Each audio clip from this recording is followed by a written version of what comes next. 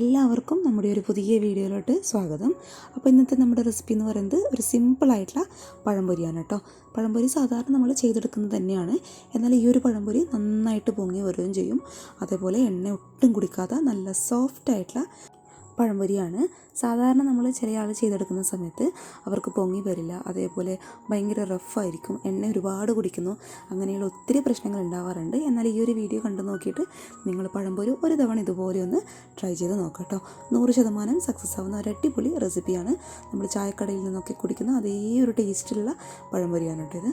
അപ്പോൾ കണ്ടു നോക്കിയിട്ട് ട്രൈ ചെയ്ത് നോക്കുന്ന സമയത്ത് ഉറപ്പായിട്ടും ഫീഡ്ബാക്ക് അറിയിക്കുക. പിന്നെ ഇഷ്ടപ്പെട്ടാൽ വീഡിയോ ലൈക്ക് ചെയ്യാതെ പോകരുത് കേട്ടോ. പിന്നെ പുതുതായിട്ട് നമ്മുടെ ചാനൽ ആരെങ്കിലും കാണുകയാണെന്നുണ്ടെങ്കിൽ കണ്ടിഷ്ടപ്പെടുകയാണെങ്കിൽ പ്ലീസ് ഒന്ന് സബ്സ്ക്രൈബ് ചെയ്തിട്ട് സപ്പോർട്ടും കൂടി ചെയ്യുക. തുടർന്നുള്ള എല്ലാ വീഡിയോസും മറക്കാതെ തന്നെ കാണാം കേട്ടോ.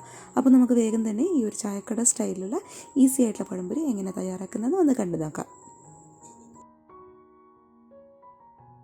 അപ്പോൾ ഈ ഒരു പഴംപൊരി റെഡിയാക്കാൻ വേണ്ടിയിട്ട് നമുക്കിതുപോലുള്ളൊരു മിക്സിയുടെ ജാറിലോട്ട് ഒരു 1/4 കപ്പ് അളവിൽ അരിപ്പൊടി, അതായത് പുട്ടിനൊക്കെ എടുക്കുന്ന ഇച്ചിരി തരികളോട് കൂടിയിട്ടുള്ള അരിപ്പൊടി ഇതുപോലുള്ളൊരു മിക്സിയുടെ ജാറിൽ ഒരു 1/4 കപ്പ് അളവിൽ ഇട്ട് കൊടുക്കാം കേട്ടോ.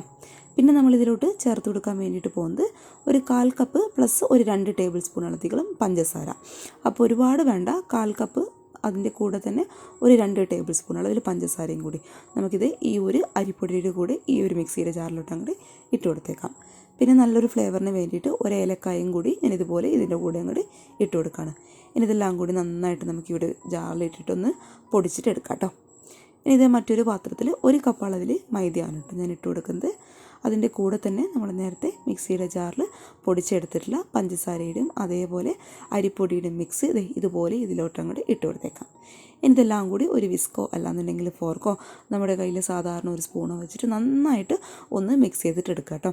ആ ഒരു പഞ്ചസാരയും മൈദയും ഏലക്കായുടെ ആ ഒരു ഫ്ലേവറൊക്കെ എല്ലാം കൂടി നന്നായിട്ടൊന്ന് മിക്സ് ആവുന്ന രീതിയിൽ ഇതുപോലെ നന്നായിട്ടൊന്ന് മിക്സ് ചെയ്തിട്ട് കൊടുക്കാം.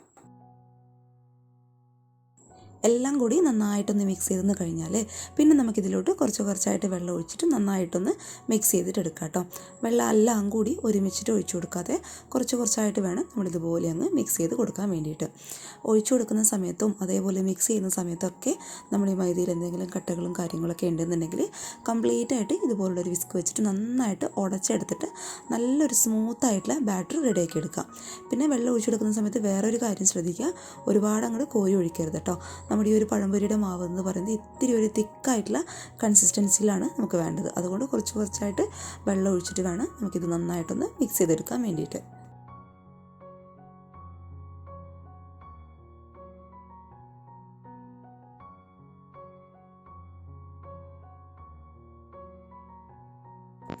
ഇനി ഈ ഒരു മാവിൽ മധുരം ഒന്ന് ബാലൻസ് ആക്കി കിട്ടാൻ വേണ്ടിയിട്ട് ഒരു നുള്ളു ഉപ്പും അതേപോലെ നല്ലൊരു കളർ കൊടുക്കാൻ വേണ്ടിയിട്ട് കുറച്ച് ഫുഡ് കളറും കൂടി ഞാൻ ചേർത്ത് കൊടുക്കുകയാണ്.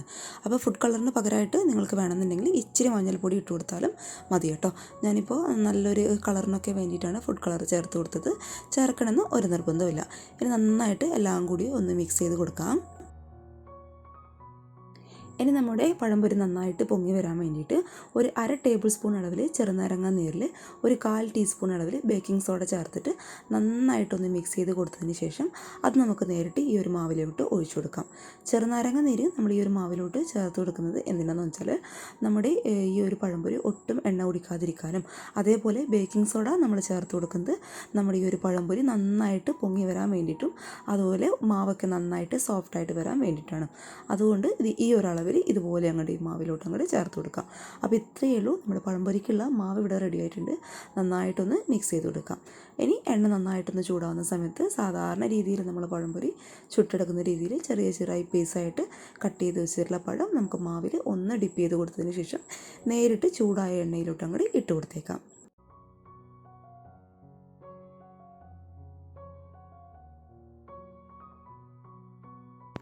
അപ്പോൾ ഇത് ഇത്രയേ ഉള്ളൂ, നമ്മുടെ ടേസ്റ്റി ആയിട്ടുള്ള പഴംപൊരി ഇവിടെ റെഡി ആയിട്ടുണ്ട്. നിങ്ങൾക്ക് കാണുമ്പോൾ തന്നെ മനസ്സിലാവുന്നുണ്ടാവും ഒട്ടും എണ്ണ കുടിച്ചിട്ടില്ല, അതേസമയം നന്നായിട്ട് പൊങ്ങി വന്നിട്ടുമുണ്ട് കേട്ടോ. അപ്പോൾ ഇത് ഈ ഒരു രീതിയിൽ ഒരു തവണയെങ്കിലും നിങ്ങൾ ഒരു തവണ പഴംപൊരി ഉണ്ടാക്കി നോക്കൂ. നല്ല ടേസ്റ്റാണ്, ഉള്ളൊക്കെ നല്ല സോഫ്റ്റായിട്ടുള്ള നല്ല യമ്മി ആയിട്ടുള്ള പഴംപൊരിയാണ് കേട്ടോ. അപ്പോൾ എല്ലാവരും ഇതുപോലെ ഒന്ന് ട്രൈ ചെയ്ത് നോക്കണേ.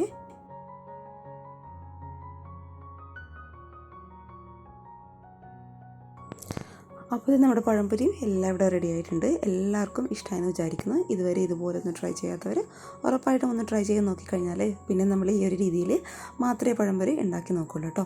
അപ്പോൾ ഉള്ളൊക്കെ ഞാനൊന്ന് കട്ട് ചെയ്ത് കാണിച്ചു തരാം. നമ്മൾ ചായക്കടയിൽ നിന്ന് കിട്ടുന്ന അതേ ഒരു പഴംപൊരിയുടെ ടെക്സ്ചറിൽ തന്നെ നമുക്ക് കിട്ടിയിട്ടുണ്ട്. അതേസമയം ഒട്ടും എണ്ണ കുഴിച്ചിട്ടുമില്ല, നന്നായിട്ട് പൊങ്ങി വന്നിട്ടുണ്ട് കേട്ടോ.